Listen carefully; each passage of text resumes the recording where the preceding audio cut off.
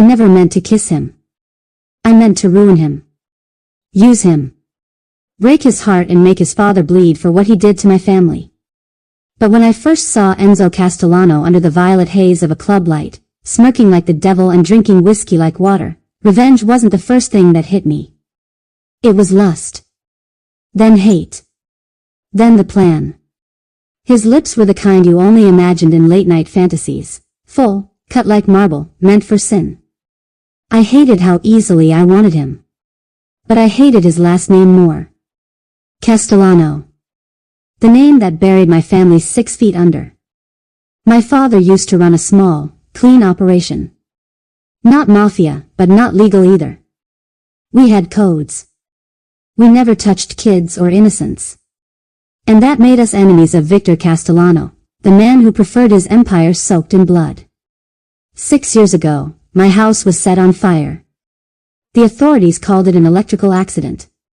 But there were no wires where the fire started. I was 16. Hidden in a friend's house for the night. I came back to Ash. And now, 6 years later, I'd changed my name, changed my hair, and built a new identity in Chicago's underground scene. The plan was simple. Get close to Enzo Castellano. Seduce him. Get proof of their operations. Then send his empire to hell. But when he turned those dark hazel eyes on me that night in the club, I knew 2 things. 1, this wouldn't be easy. 2, I'd already gone too far. Didn't think angels like you wandered into holes like this, Enzo said, sliding into the bar seat beside me. He smelled like bourbon and spice. Expensive, reckless. I turned, smirking over my glass. And you look like a devil with a trust fund. So I guess we both don't belong. He chuckled. Touché. I didn't need to flirt. I was already in. Enzo was known for one-night stands, spontaneous deals, and making bad decisions with beautiful women. All I had to do was keep him interested long enough to find his weak spots. Let me buy you a drink, he said. I already have one. Then let me give you a reason to finish it faster. I raised a brow. You always this cocky? He leaned in. Only when I see something I want. I leaned back. Dangerous game, Castellano. His eyes lit up. You know my name? I sipped slowly. Chicago's a small city when you know where to look. He tilted his head, amused and curious. And what's your name? I smiled sweetly. You can call me Mia. Not my real name. But real enough for this. 2 weeks. That's how long it took before I was in his penthouse. He was smooth, annoyingly charming, with a tongue that should have been criminal. We flirted like fire and gasoline. Everything with him was fast. Heated. Dangerous. The first time we kissed, it was in the rain, outside a warehouse party he dragged me to. His hands were rough, firm on my hips. His mouth moved like he owned me already. I let him think he did. The second time, I pushed him away, told him I wasn't a girl he could buy. He liked that. He liked the chase. So I let him chase. And when I let him catch me, I made sure it was unforgettable. His penthouse overlooked the river. Sleek glass, black marble counters, a fireplace that burned for no one but him. I wore red. Not because I wanted to seduce him, but because I wanted him to remember the color of revenge. You look, he paused, drinking me in, illegal. I stepped in, heels echoing softly. Are you going to frisk me? Would that get me arrested? I didn't smile. I let him kiss me like I was something forbidden. And when we fell into his bed, I made sure I left claw marks on his back. He moaned my name like a confession. And I bit his lip like a lie. When he fell asleep, I slipped out of bed, silently. And I started snooping. I found a ledger in his office. Hidden in a drawer behind a bottle of scotch. Codes, shipments, payments. I took pictures with my burner phone. But before I could get out. Looking for something? His voice sliced through the dark like a blade. I turned, slowly. He was shirtless. Disheveled. Dangerous. I put on a smile. I got lost. In my desk drawer? I shrugged. You left me alone. I got curious. He didn't move. Didn't smile. His eyes scanned me like he was reevaluating everything. Then he stepped closer. 1 inch. Then another. You could have just asked, he said, pulling the phone from my hand like a magician. Instead of playing spy. My heart pounded. Enzo. He checked the photos. Then he laughed. Hard. You thought this was real, he said, tossing the phone onto the couch.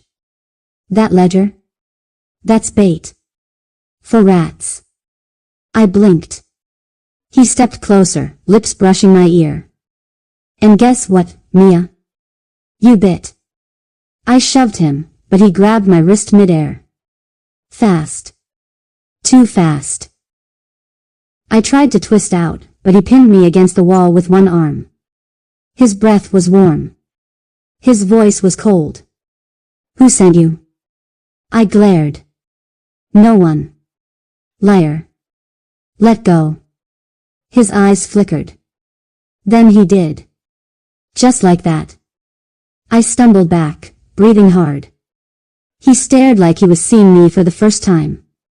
You're not just some girl I picked up at a bar, he said. I swallowed. Neither are you just some spoiled mafia brat. His jaw tensed. I know what your family did, I said, quieter now. What your father did. To mine. His expression didn't change. But his voice did. I didn't burn your house, Mia. No. But you live in the ashes. We stared. Neither of us moved. Then he said, get out. I thought it was over. I thought I failed. But 3 nights later, he showed up at my apartment. Rain in his hair. Anger in his eyes. And something else too. Regret? No. Obsession. You used me, he said. You used me first. I should hate you. Then do it. He didn't. He kissed me instead. Hard. Punishing. Desperate. I slapped him. He kissed me again. We tore through the room like enemies who craved each other more than they could hate. And in the end, he lay beside me, breathing ragged. I still want you, he said. And I still want revenge. His smile was bitter. Then we're both screwed. We kept seeing each other. Secretly. Angrily. Hungrily. It was stupid. Dangerous. Insane. But it was real. I got under his skin. He got into my head. I still wanted to destroy Victor Castellano. But I didn't want to break Enzo anymore. And that terrified me.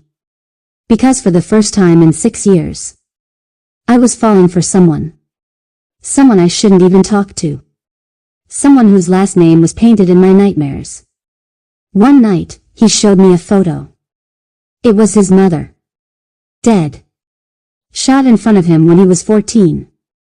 Do you know who killed her? He asked. I shook my head. My father, he said. I stared. He said she was weak. A liability. She begged him to stop hurting people. Said she'd go to the cops. So he silenced her. My breath caught. He looked at me. Eyes hollow. I'm not my father, Mia. I didn't speak. I want out. I can't. I reached for his hand. He didn't pull away. Neither did I. 2 weeks later, Victor Castellano was arrested. For laundering. Bribery. Conspiracy.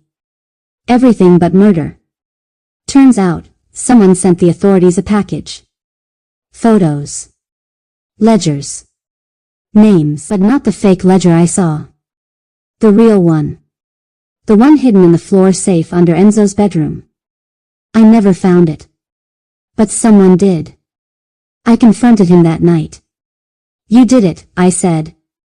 Enzo didn't deny it. I thought you wanted to protect him.